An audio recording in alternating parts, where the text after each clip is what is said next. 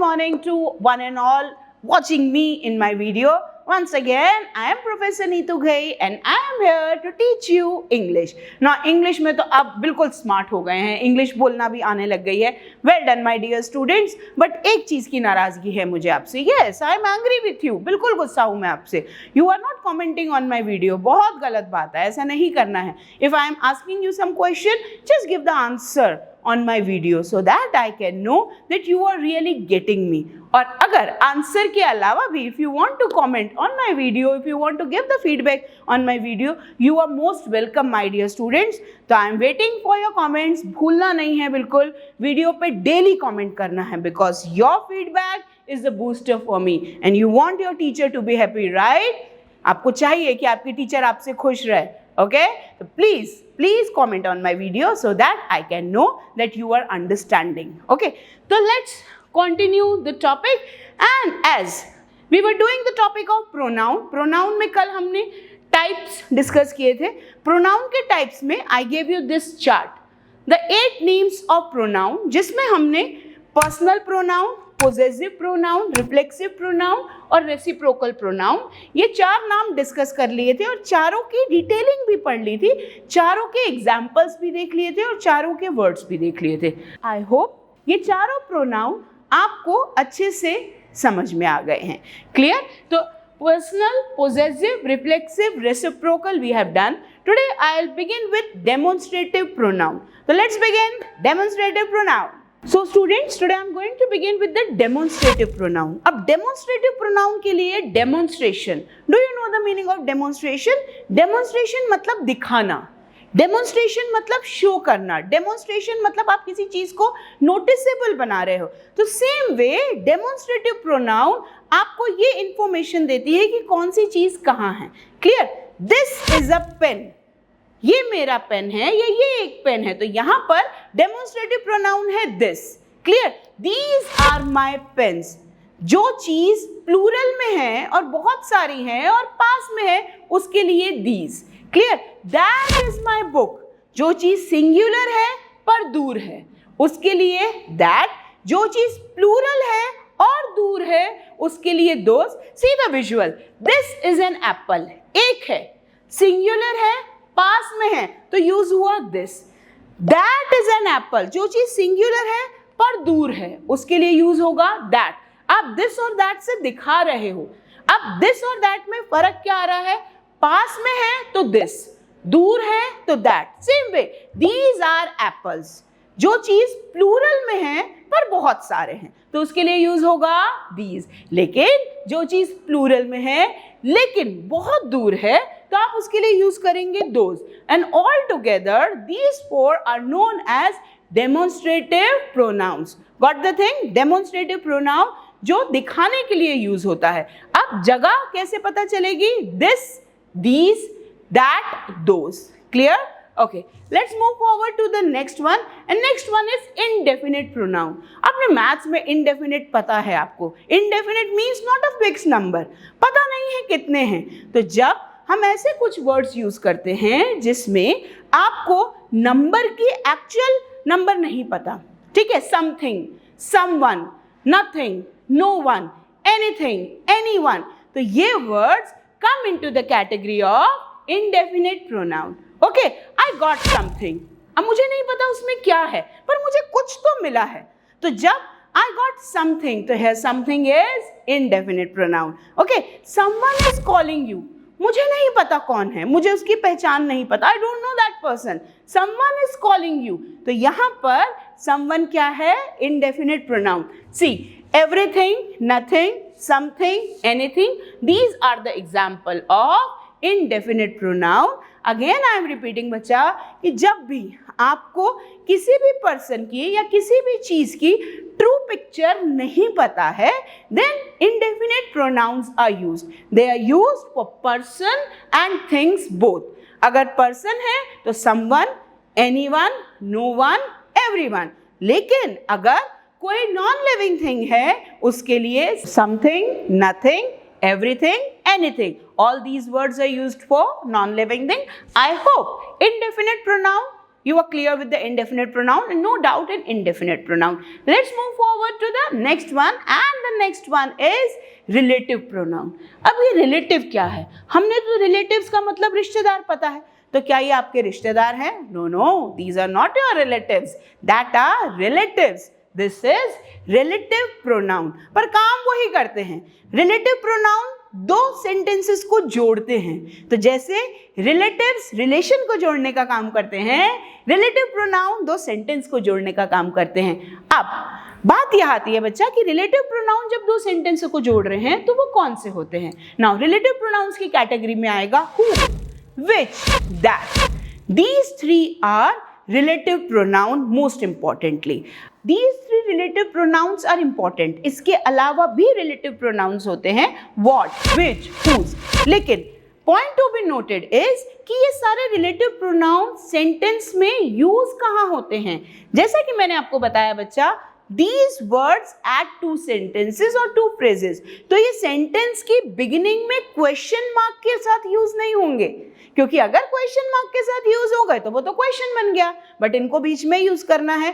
तो who, which, that, what, whose, ये सारे रिलेटिव प्रोनाउन हैं जो सेंटेंस के मिड में यूज होंगे, showing you the relation with two parts of the sentence. Okay, अब पॉइंट टू बी नोटेड, ये जरूर याद रखना बेटा कि जब हु यूज होगा, हु सिर्फ और सिर्फ पर्सन्स के लिए यूज होता है, विच यूज होता है नॉन लिविंग थिंग के लिए, और दैट यूज होता है for both persons even and non living things even. Okay, see the example, this is the book that she gave me. अगर हम ये सेंटेंस देखें, ये वो बुक है जो उसने मुझे दी है. इसमें रिलेटिव प्रोनाउन क्या है? दैट. दैट आपको क्या बता रहा है? ये वो बुक है जो उसने मुझे दी है. तो यहां पर दैट रिलेशन बता रहा है दो फ्रेजेस का.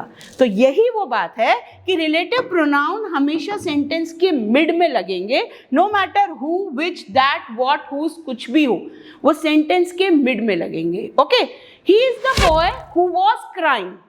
ये वो लड़का है जो रो रहा था. तो यहां पर हु किसके लिए लगा? बॉय के लिए. तो he is the boy who was crying. This is the book which I lost. ये वो बुक है जो मैंने खो दी थी. This is the pen which my dad gifted me.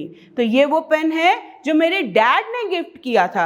तो ये सारे रिलेटिव प्रोनाउंस यूज होते हैं दो फ्रेजेस के बीच में. Again, who for persons, which for non living things and that for both. तो आई होप रिलेटिव प्रोनाउन का कॉन्सेप्ट क्लियर है आपका. Now moving forward to the next, and the next pronoun is interrogative pronoun. अभी तक आपने interrogative sentences पढ़े हैं. Now basically अपने नॉलेज से चेक करिए, इंट्रोगेटिव सेंटेंसेस क्या होते हैं? Question. So simple, interrogative sentences questions. तो जब भी हम किसी सेंटेंस को क्वेश्चन के फॉर्म में पहुंच रहे हैं, वो होते हैं इंट्रोगेटिव सेंटेंस. अब इंट्रोगेटिव सेंटेंस में two things are compulsory, question word along with that question mark. तभी वो क्वेश्चन कहलाएगा. Who are you? What are you doing? How are you? Where do you live? तो ये सारे क्या है बच्चा? ये क्वेश्चंस हैं. अब इन सेंटेंस को क्वेश्चन बनाने वाले दो मेन कैरेक्टर हैं, क्वेश्चन वर्ड और क्वेश्चन मार्क. क्लियर? अब जो क्वेश्चन वर्ड है उसी को हम बोलते हैं इंट्रोगेटिव प्रोनाउन, बिकॉज वो क्वेश्चन वर्ड लगा कहां पर है? सेंटेंस की बिगिनिंग में. And as my intelligent students you know, sentence की बिगिनिंग में क्या लगता है? नाउन या प्रोनाउन. तो who, what, when, where, how, ये सब नाउन तो नहीं है, तो ये सब क्या है? प्रोनाउन. तो ऑल दीज वर्ड्स जो क्वेश्चन के फॉर्म में पूछे जाते हैं with the question mark, they are known as interrogative pronouns. तो इंट्रोगेटिव प्रोनाउंस के लिए whose books are these? ये किसकी किताबें हैं? Which book is yours? तुम्हारी बुक कौन सी है? Who are you? Whom you want to meet? Whom मतलब किसको? तुम्हें किसको मिलना है? तुम्हें किससे मिलना है? What do you want? अब इन सेंटेंसेस में जितने भी क्वेश्चन वर्ड मैंने यूज किए हैं वो इंट्रोगेटिव प्रोनाउंस हैं, और इन क्वेश्चन सेंटेंस में लास्ट में क्वेश्चन मार्क कंपल्सरीली चाहिए. ओके, इंट्रोगेटिव प्रोनाउंस क्लियर है? All these words again, interrogative pronouns are used to ask questions. Now something more about interrogative pronouns. ये सारे words interrogative pronouns की कैटेगरी में आते हैं. सी, जब वर्ड भी है और क्वेश्चन मार्क भी है. Just a difference between relative pronoun and interrogative pronoun. Relative pronoun में जब हु, हुज, विच यूज होगा तब सेंटेंस के एंडिंग में क्वेश्चन मार्क नहीं आता और ये वर्ड्स बिगिनिंग में यूज नहीं होते. लेकिन इंट्रोगेटिव प्रोनाउन में ये वर्ड्स बिगिनिंग में यूज होंगे और एंडिंग में क्वेश्चन मार्क आएगा. क्लियर? रिलेटिव प्रोनाउन और इंट्रोगेटिव प्रोनाउन का कॉन्सेप्ट क्लियर है. आई होप सारे प्रोनाउंस के कॉन्सेप्ट क्लियर हो गए. These are the words. तो I have taught you 8 types of pronouns. 8 types of pronoun, नाम के साथ साथ उनका मीनिंग, उनके example and where these pronouns are specifically used in the sentence. I have made this clear to you. So I hope now you will be trained to find the error regarding the pronoun. अब इस चीज को हाथों हाथ check कर लेते हैं. Let's do some of the sentences based on the errors of pronouns so that you can be confident enough to solve the questions. Okay, let's check out one question based on the errors of pronoun. और उसमें वो question में क्या है? Check out this. Now यहाँ पर the sentence says only you and him can do this work. Now find out the sentence, find out the error in the sentence.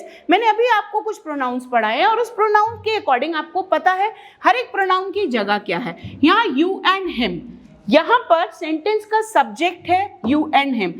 ये पूरा ही सब्जेक्ट है दिस एंड दिस. अब मैंने आपको बताया है पर्सनल प्रोनाउन की कैटेगरी में सब्जेक्ट की जगह सिर्फ और सिर्फ सब्जेक्टिव प्रोनाउन लगते हैं, जबकि हिम ऑब्जेक्टिव प्रोनाउन है जो ऑब्जेक्ट की जगह लगेगा, सब्जेक्ट की जगह नहीं. Now find out the error. Very good. यहाँ पे हिम ना आके यहाँ आएगा he and you will get the full marks. Okay, this is the basic level of question. धीरे धीरे हम लेवल अपडेट करेंगे so that you can be able to find out the error in all the sentence. I hope this sentence is clear to you. So my dear students, check out the next question, and our next question says this: our ancestors never saw a matchbox but we use them daily. अब बात किसकी हो रही है? Sentence का noun क्या है, sentence का सब्जेक्ट क्या है? मैचबॉक्स. मैचबॉक्स सिंगुलर है. सिंगुलर नाउन के लिए सिंगुलर प्रोनाउन लगेगा. यहाँ पर लगा है देम. अगर वहाँ प्लूरल होता तो यहाँ देम चल सकता था, बट क्योंकि मैचबॉक्स सिंगुलर है and them pronoun is not used for the singular subject, it should be it. तो यहाँ पर क्या चाहिए हमें? इट. दैट मीन्स जैसा हमारा सब्जेक्ट है उसी अकॉर्डिंग हम ऑब्जेक्ट की जगह पर ऑब्जेक्टिव प्रोनाउन प्रोवाइड करेंगे. I hope this sentence is clear to you कि आप कैसे प्रोनाउंस के एरर फाइंड आउट कर सकते हैं. Clear? Check out the next sentence.